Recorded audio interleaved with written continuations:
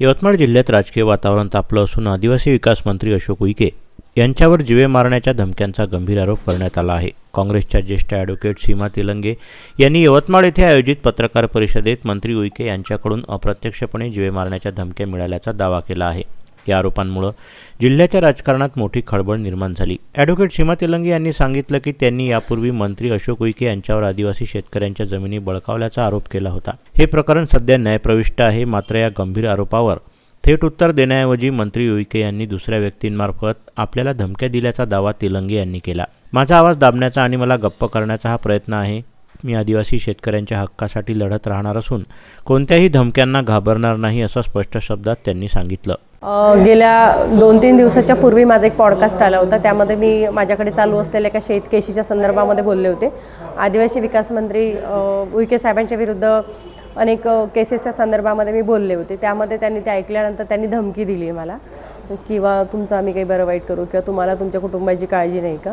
सुरुवातीला मी ती धमकी सहज घेतली, मला काही विशेष वाटलं नाही। पण काल परवा मला सोशल मीडियावरती मॅसेज दिसलेत की त्याने एका नरेश केडाम म्हणून व्यक्तीला सांगितलं की तुम्ही एक मोर्चा काढा त्यांच्या घरावरती, आणि त्यांनी म्हटलं की आम्ही त्यांच्या प्रियदर्शनी उईकेच्या समर्थनार्थ मोर्चा काढणार आहोत। मग मला वाटलं की आपणही आपली सत्यबाजू मांडली पाहिजे, आपण का घाबरायचं। आणि म्हणून मी हे सगळे पुरावे घेऊन मी तुमच्यासमोर आलेले आहेत की त्यांनी राळेगाव तालुक्यामधल्या भुरबाकोवे, देवधरी इथल्या भुरबाकोवे या शेतकऱ्याची जमीन कशी हडपली, ते कायदेशीर मुद्दे मी तुमच्यासमोर मांडलेत।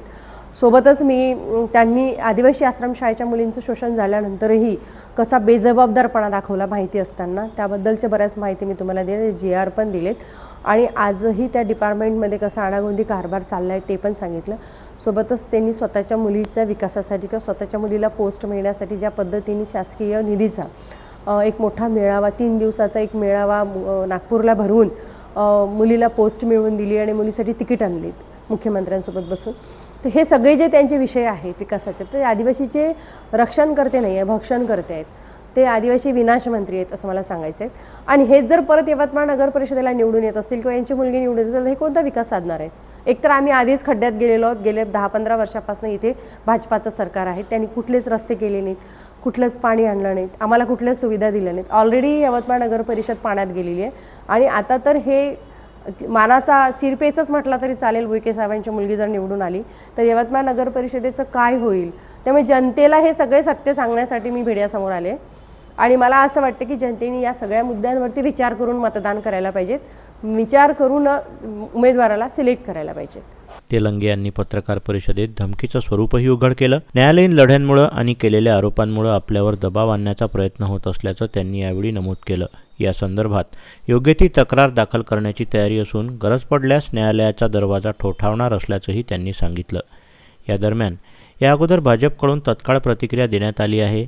भाजपचे यवतमाळ जिल्हाध्यक्ष ॲडव्होकेट प्रफुल्ल चव्हाण यांनी स्वतंत्र पत्रकार परिषद घेत काँग्रेस नेत्या सीमा तेलंगे यांचे सर्व आरोप पूर्णपणे निराधार आणि खोटे असल्याचं ठामपणे फेटाळलं। मंत्री अशोक उईके यांची प्रतिमा मलिन करण्यासाठी राजकीय द्वेषातून हे आरोप केले जात असल्याचा दावा त्यांनी यावेळी केला। ॲडव्होकेट प्रफुल्ल चव्हाण यांनी सांगितलं की जनतेकडून कोणताही प्रतिसाद मिळत नसल्यामुळं आणि न्यायालयीन प्रक्रियेत तथ्य नसल्याचा पुन्हा आरोप करून वातावरण बिघडवण्याचा प्रयत्न केला जातो आहे। मंत्री उईके यांनी आदिवासी विकासासाठी अनेक महत्त्वपूर्ण कामे केली आहेत। त्यांच्या कामामुळे विरोधक अस्वस्थ झाले असून यामुळेच अशा प्रकारचे आरोप पुढे केले जात आहेत, असंही त्यांनी स्पष्ट केलं। या प्रकरणामुळे यवतमाळ जिल्ह्यात राजकीय आरोप प्रत्यारोपांची मालिका सुरू झाली असून धमकीच्या आरोपांमुळे कायदा व सुव्यवस्थेचा मुद्दाही ऐरणीवर आला आहे। आता या आरोपांवर पोलिसांकडून कोणती पावले उचलली जातात आणि पुढील राजकीय घडामोडी कोणत्या दिशेने जातात याकडे सर्वांचं लक्ष लागलं आहे। तालुक्यातील देवधरी येथे जे सन्माननीय अशोकराव उईके यांच्या मत प्रयत्नातून राळेगाव मतदारसंघातील समस्त बेरोजगारांना रोजगार मिळावा या हेतूने सूतगिरणीचा प्रस्ताव मान्य करण्यात आला होता, परंतु त्याच्यामध्ये काँग्रेसच्याच काही नेत्यांनी काही व्यक्तींना फूस लावून त्यांना भडकवून या सूतगिरणीमध्ये धोंडा आणण्याचा प्रयत्न केला। आता सध्या प्रकरण टायटल सूट जो आहे हा राळेगाव येथील दिवाणी न्यायालयामध्ये प्रलंबित आहे।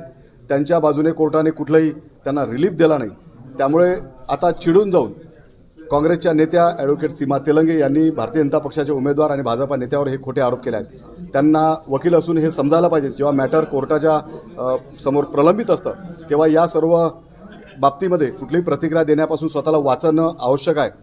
मी सुद्धा एक वकील असल्यामुळे मी या बाबतीमध्ये फार डिटेल जाणार नाही, परंतु मॅटर्स कोर्टासमोर प्रलंबित आहे. त्यामुळं त्यांनी जे आरोप केला आहे त्याचा आम्ही पूर्णपणे खंडन करतो. हे आरोप पूर्णपणे खोटे आणि बेमालूम आहेत. आज काँग्रेस अस्तित्वहीन झाले आहे. काँग्रेसजवळ कुठलाही कार्यकर्ता शिल्लक नाही. बिनबुडाचे नेते आणि ज्यांना जनाधार नाही असे नेते शिल्लक राहिले आहेत. वारंवार पडित उमेदवार आणि पडित नेते आज काँग्रेसची धुरा वाहताना दिसत आहेत. अशा स्थितीमध्ये स्वतःला प्रसिद्धीच्या झोतात आणण्यासाठी जिल्हाध्यक्ष पदावर डोळा ठेवून नेत्यांच्या नजरेत येण्यासाठी ॲडव्होकेट सीमा तेलंगे यांनी हे खोटे आरोप केले आहेत. या आरोपाला मला विश्वास आहे की जनता कधीही बळी पडणार नाही. भारतीय जनता पक्ष हा नेहमी विकासाचं राजकारण करतो, विकासाचे मुद्दे घेऊन जनतेसमोर जातो आणि याहीवेळी आम्ही काँग्रेसच्या नेत्यावर कुठलेही वैयक्तिक आरोप करणार नाही. त्यामुळे मला अशी अपेक्षा आहे की जनता या आरोपांना कुठेही भीक घालणार नाही.